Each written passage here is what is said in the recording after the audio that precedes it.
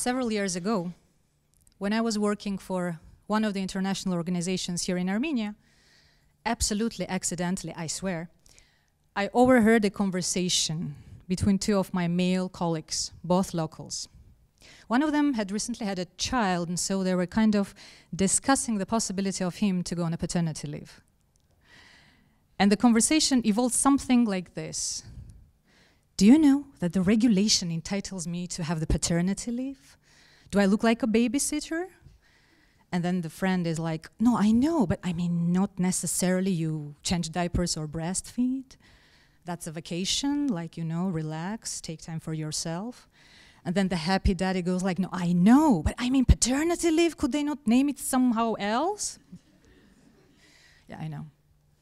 In the end, of course, he took the paternity leave, because who, in the right state of mind, would reject the possibility of dolce far niente for 2 or 3 weeks, right?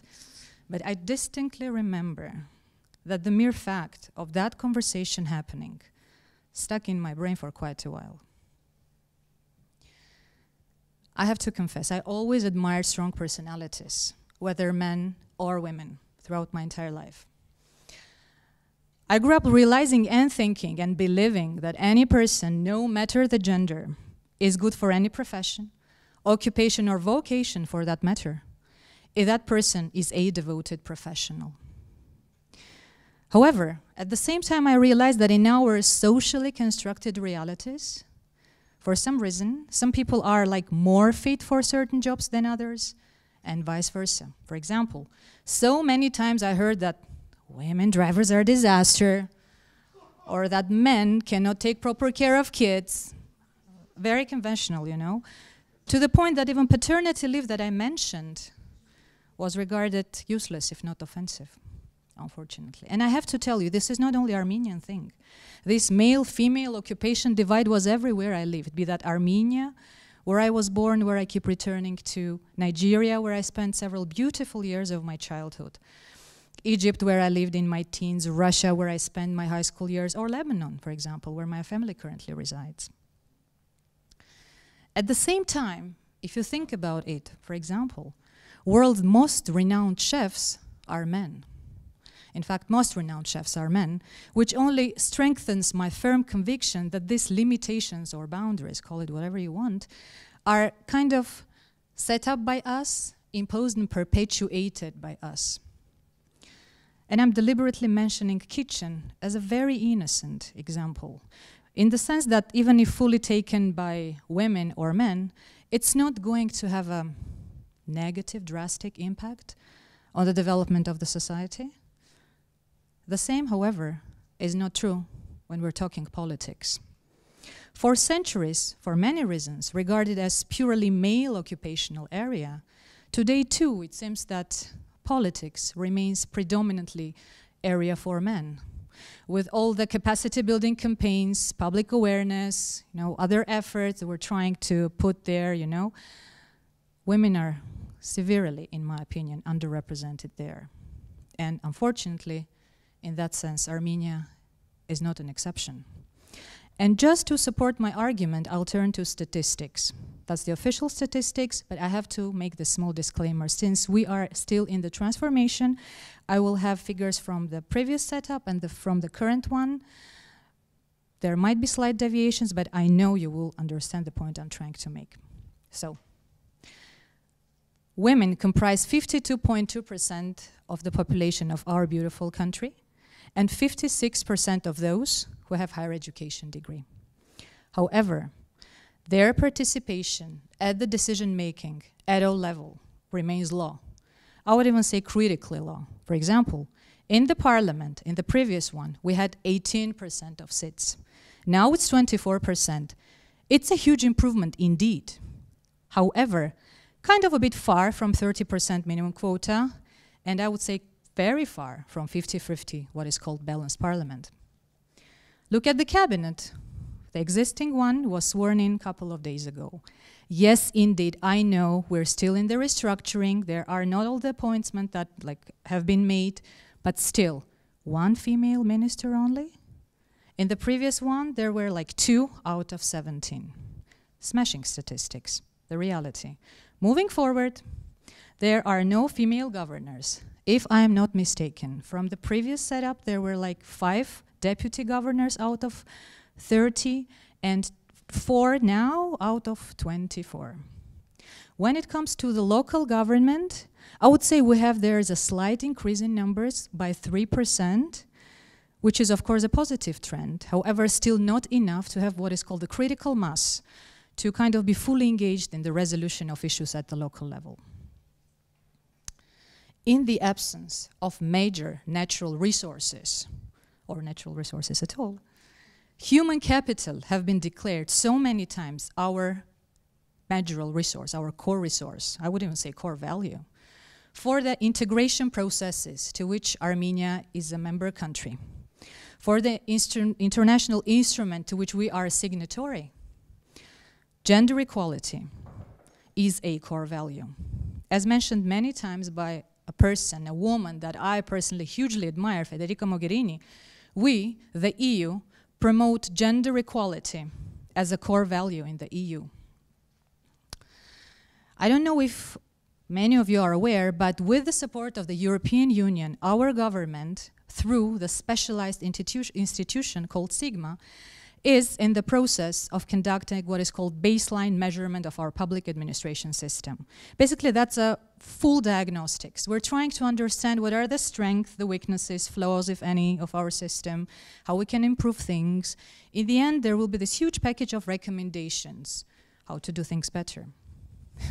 But something tells me that even if all those recommendations are perfectly implemented, the system somehow will continue to generate flaws if women remain distant from decision making. When I was, sharing these deliberations, these ideas with one of my friends, and in fact that's our previous beautiful speaker, Meline, she told me, come on, Anna, okay? Most of the times when women are in politics, usually they get soft politics portfolio like education, nature protection, sports.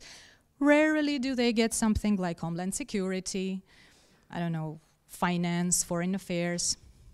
My answer to that is, well, you should start from somewhere.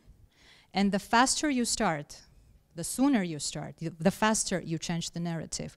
Unfortunately, I wasn't able to retrieve on the internet this maybe famous picture of 4 ladies sitting next to each other, representing ministries of defense of their countries, Sweden, Norway, Germany, and the Netherlands. Something tells me that in their countries it kind of maybe also started from the soft politics. And we all know where these countries stand today in terms of women empowerment and development in general. There is another area which crossed my mind when I was kind of thinking about this presentation, which is not directly related to politics, but also important, in my opinion, at least for our country now. I'm talking about conflict resolution and peace building. It is a proven fact now that when women are engaged in these processes, it kind of facilitates that because they are able to bring their soft approach, to the negotiation table. So, diplomatically put, considering this quite complex pattern of relations we have with our neighbors in the region, why don't we try to explore that part, Why don't we try to engage women there? Recent examples of Horn of Africa countries like Sudan and Burundi, where women were engaged as observers, show that they have something to offer. It will do no harm for sure. So why don't we try to do that? What we also need, in my opinion at least, are women leaders, true role models.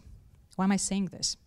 Back in the day, when I was only 8-year-old, we were living in Nigeria, in Lagos.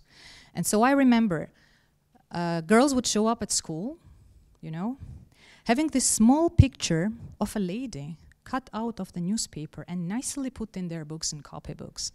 I mean, I'm a kid, they're kids, so I was like, who is this lady? What would you have this, picture cut out and like nicely kept in your book? They were, Anna, this is our first lady, Madame Mariam Babangida. She is so amazing.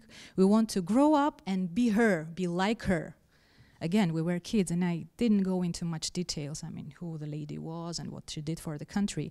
Later on in life, when I was reading about prominent Nigerians, I understood who she was and what she did for the country and for the political activism of women. And they say that now, increasing political activism among young Nigerian females is also due to her and her legacy. What I'm trying to say is that maybe we need our own Mariam Babangida, and if from the closer, more known examples, Michelle Obama, why not that, you know? So we do need our own women leaders and true role models. This whole topic is my topic, okay?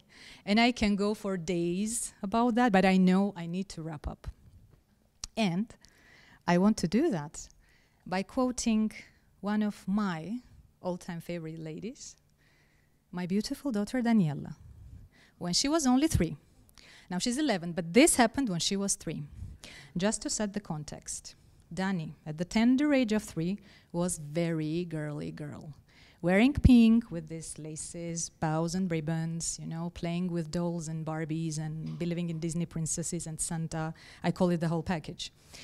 So one day, we had my friends over. We were sitting and chatting, and Dani was playing around. And one of my friends decided to talk to her. And she was like, Dani, tell us, what would you become when you grow older? I mean, her mom, expected anything but what actually followed. Dani looked at her and said, I want to become a firefighter. I was surprised, okay, to say the least. My friend lost it, was so confused, but she initiated the conversation, so she had to converse. She was like, a firefighter. Oh, of course, because they're so fit and strong, they have this nice uniform, right? And then this beautiful, shiny car, right, Dani? No.